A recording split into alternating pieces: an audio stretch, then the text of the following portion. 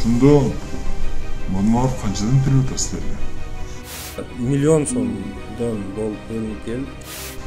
2006-2007 канча ошондо? Миллион сом. Сом. 600'дөн тегереги болгонда. Жок, миллионбу же долларбы? 800 миллиондон ашык.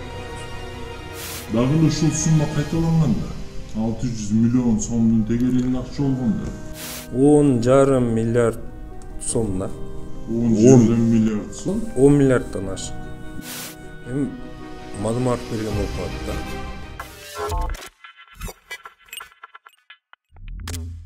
Кыргызстан жараны катары Мадумаровду каралаганды койгула деп айткан видеома четтен эле канча төлөдү, канчага сатылдың, сенде эл бузарды камаш керек деп фейктер эми массалык түрдө мага асылып баштадыңар. Мени сатып алууну Мадумаровго эмне кереги бар? Учурунда ал бүтүн Кыргызстан элине миллиарддаган акчаларды берип жаткан мыйзамдарды жазып, кыйшаюусуз аткартырып койгон инсан болсо. Анын ар бир мыйзамы бир нече миллиард сомдон бүгүн эле элдин капчыгына түшүрө алды.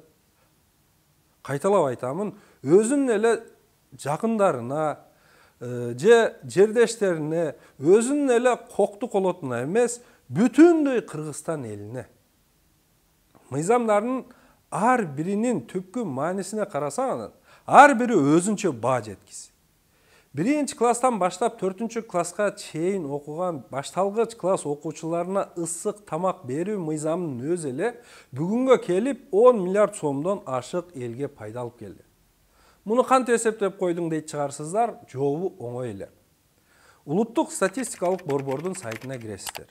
Ал жерде 1999 жылдан берки Кыргызстандын орто мектептеринде кайсыл жылы канча окуучу окугандыгы жөнүндө толук маалымат бар.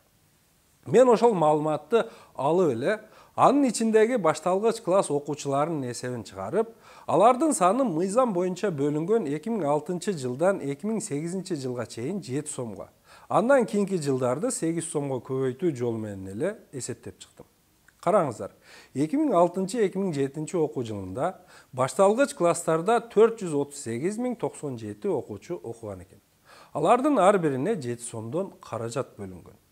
Демек 438.097-ни 7ге көбөйтөбүз. Барабар болот 3.066.680 сом. Бул эми бир күндүк ысык тамакка бөлүнгөн акча. Башталгыч класстар жумасына 5 эле күн окушат. Ошондо бир жумага бөлүнгөн каражатты бир күнгө бөлүнгөн 3.066.680 сомду 5ке көбөйтүү менен табабыз. Барабар болот 15.333.400 сом. Bir айда 22-23 күн окушат. Анын 22-син эле бир күндүк каражаттын суммасына көбөйткөндө бир айга бөлүнгөн каражат 67.466.960 сом болуп чыга келет. Ушундай эле ыкмада бир жылда башталгыч класстар 197-198 күн окуса, демек бир күндүк каражатты 197 күнгө көбөйтүү аркылуу жылдык каражаттын суммасын 604.135.960 сом деп табабыз. Бул жерде мен эсептеп чыккан ошол статистиканын таблицасы. Биринчи катарда окуу жылдары, экинчи катарда окуучулардын саны, үчүнчүдө болсо жыл сайын ар бир окуучунун башына бөлүнгөн акча. Албетте бул көп өзгөргөн эмес. 7 сомдон башталып 2008-2009 жылы 8 сом болуп, анан ошол бойдон кала берген. Андан кийинки катарда бир күндө, андан кийинкиде бир жумада, кийинкиси болсо бир айда же 22 күндө, анан эң акыркысы болсо ошол жылга бөлүнгөн акчалардын суммалары. Демек кеттик, 2006-2007 окуу жылын айттык.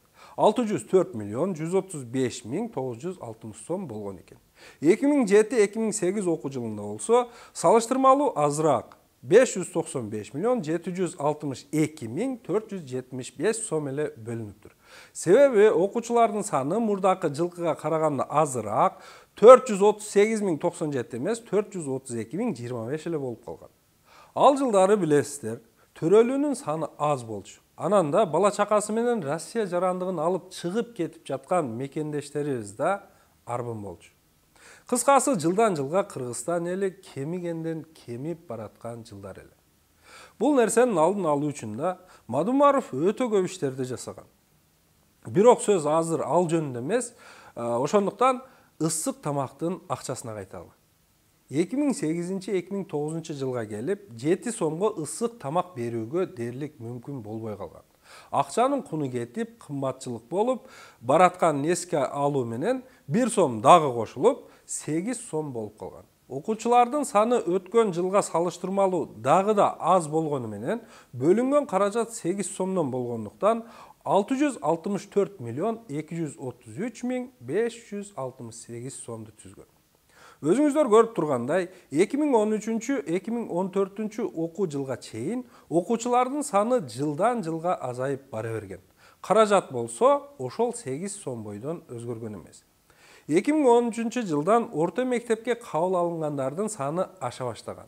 Анткени 2007 жылдан тартып төрөлүүнүн саны ашкан. Ошол көп санда төрөлө баштаган наристелер эми 13 жылда 7 жашка толуп, мектептердин босогосун аттап келе баштаган. Сөз бул жөнүндө эмес албетте. Мүмкүн болсо бул жөнүндө дагы атайын башка берүүдө айтып беремин. Азыр ысык тамак акчасын айталы. Муну ошентип, жылда өзүңүздөр көрүп турган суммалар мамлекеттик казынадан сиздердин перзенттериңиздер үчүн бөлүнүп келет. Албетте, бүгүнгө келип ысык тамак мыйзамы каткан пряникке алмашып калды. Себеби инфляцияны эч ким эсепке алган жок. Бул мыйзам кабыл алынган 2002 жылы 7 сомго 2 сом 50 тыйындан 2 набайынан сатып алсак, дагы 2 сом ашып калса, бүгүн ал нандын бирөөсүнүн эле акчасы 15 сомдон кымбат. Демек, бүгүнкү күндө дагы кеминде 40 сомдон ар бир балага бөлүнүп турса, бүгүн деле балдарыбыз ысык тамак ичишмек. Бирок Мадумаровду 12 жылдан бери бийликке жолотпой жүргөндөр мындайга баш ооруткусу келеби? Мыйзамды жок кылып да жибере алышпады, бирок кыйратып аткарышкан деле жок. Кыскасы мойнунан байлаган иттей болуп, айласыз 8 сомду бөлүп берет да кутулат. Ал 8 сом дагы балдардын оозуна жеткенче башкаларга кемирилип, жейилип олтуруп, акырында бир каткан пряник гана калат. Мыйзам аткарылып жатканы менен өзүнүн башкы максатын аткара албай келет. Муну ойлогон эч ким жок. Себеби бул миллиондорду ансыз да аксап турган мамлекеттин казынасынан бөлүүдөн максат келечекте бакубат өлкө болуу үчүн илимдүү, билимдүү кадрларды мүмкүнчүлүктүн болушунча көбүрөөк даярдоо болчу. Илим менен билимдин пайдабалы адамга мына ушул башталгыч класста орнотулары баарыбызга белгилүү. Курсагы ач олтурган жеткинчек эч убакта билим алууну ойлой албайт. Анткени ал курсагы ачтыгынан бир сындырым нанды же бир тиштем этти элестетип, эңсеп гана олтурат. Анан башталгыч класста ала албай калган билимдин ордун ал кийин эч бир окуу жайдан толуктай албайт. Мына ошонун артынан сабатсыздык күч алып, адам түркөй, дөдөй, маңкурт болуп кала берет. Даканса деп бакыра турган болуп. Кечиресиздер, темадан дагы бир аз четтеп кеттим.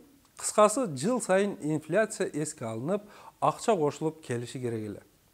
Мыйзам мына ошондо гана өз максатына жетмек. Бирок тилекке каршы антип кошулган жок. Кошулса азыр балким 10 миллиард эмес, 25-30 миллиард сомду эсептемекпиз. Перзенттерибиз каткан пряник менен болсо дагы биртке өзөк жалгап жатышат.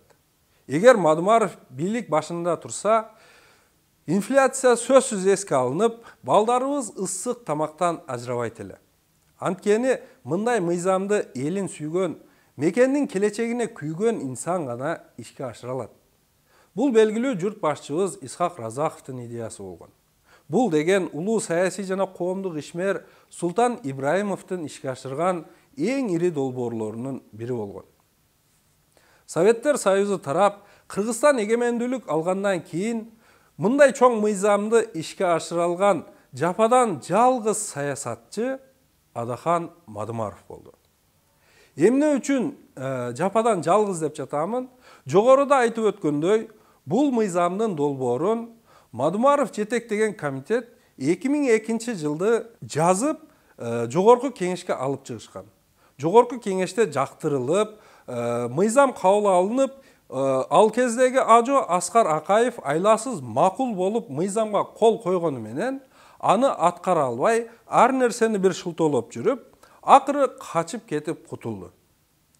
Жаңы бийлик орноп, Мадумаров өкмөттүн курамында вице-премьер-министр болуп дайындалганда, бул мыйзамын 5 айдын ичинде кайра өзү аткарууга жетишкен. Мына ошондуктан 2002 жылы кабыл алынган мыйзам 2006-2007 окуу жылында гана иштеп баштаган. Мен бул киши жасаган бир эле ишин айттым. Мындай мыйзамдары ондоп, жасаган алгылыктуу жакшы иштери болсо, жүздөп, миңдеп саналат. Эгер убакыт тапсам, алар жөнүндө дагы сиздерге айтып бергенге аракет жасаймын. Мени канчага сатылганымды балким эми түшүнгөн чыгарсыздар. Түшүнбөгөн болсоңуздар, жазыңыздар, дагы жооп бергенге аракет кыламын. Ага чейин Аллахка аманат, барыңыздар, бар болуңуздар. 2006-2007 канча ошондо? 2006-2007 примерно 600'дөн тегереги болгон да. Жок, миллионбу? Миллион сом. Сом. Мадумаров ошондо 600 миллион сомдон берип аткан силерге. 9 эмес, айтып атпайм, 19дарга келип бул өскөн. 19дар эле эмес, ага чейин деле мисалы 650, 700, 800 болуп эле өсүп келген. Жалпы миллион сомдон болуп бөлүнүп келип, жалпы менин эсебимде 10,5 миллиард сом да. 10 миллиард сом? 10 миллиарддан ашык.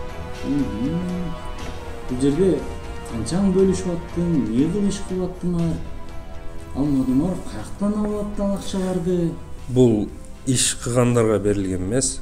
Бул жөн эле Кыргызстандын келечеги болгон наристелерге, жеткинчектерге, ар бир Кыргызстандын башталгыч класс окуучуларына ысык тамак берүү аркылуу берилген, бөлүнгөн акчаларды айтып атам. Бул мыйзамы ошол Алахан Мадумаровдуку. Ушул мыйзамдын артынан бүгүнгө чейин 15 жылдан бери иштейт ал мыйзам. Ошол мыйзамдын артынан ушул мен айткан суммалар Кыргыз элине, бир эле мага эмес, же болбосо бир эле сени көзгө эмес, бүтүн Кыргызстан элине берилип атат.